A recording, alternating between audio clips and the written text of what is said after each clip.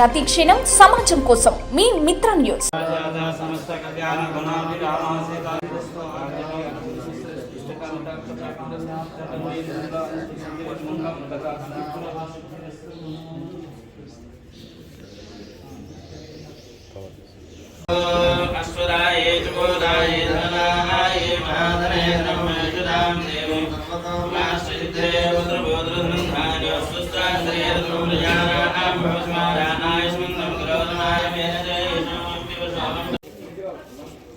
మన్యంకొండ వాస వెంకటరమణ గోవింద.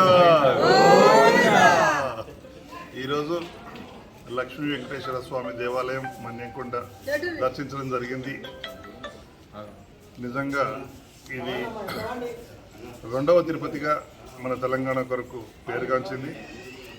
ఆ దేవస్థానంలో వెంకటేశ్వర స్వామి ఎలా వెలిశాడో ఇక్కడ కూడా అలా వెలిశాడు. పూజలు తర్వాత ఈ ఒక నెల జాతర కూడా చాలా బ్రహ్మాండంగా జరుగుతుంది. ఇలాంటి పుణ్యస్థలం దర్శించుకోవడం నిజంగా మన ఇక్కడున్న భక్తులకు అందరికీ ఎంతో సదవకాశం. ఇది అందుబాటులో ఉండడం, ఇలాంటి దేవస్థానానికి వచ్చినప్పుడు నిజంగా మనకు దైవత్వం ఒక అనుభూతి బ్రహ్మాండంగా కలుగుతుంది. కాబట్టి మన వాళ్ళందరూ కూడా ఈ సదవకాశాన్ని వినియోగించుకొని అందరూ కూడా పూజలు చేసుకొని వాళ్ళు స్వామి యొక్క ఆశీర్వాదాలు పొందాలి. అందరికీ శుభాకాంక్షలు.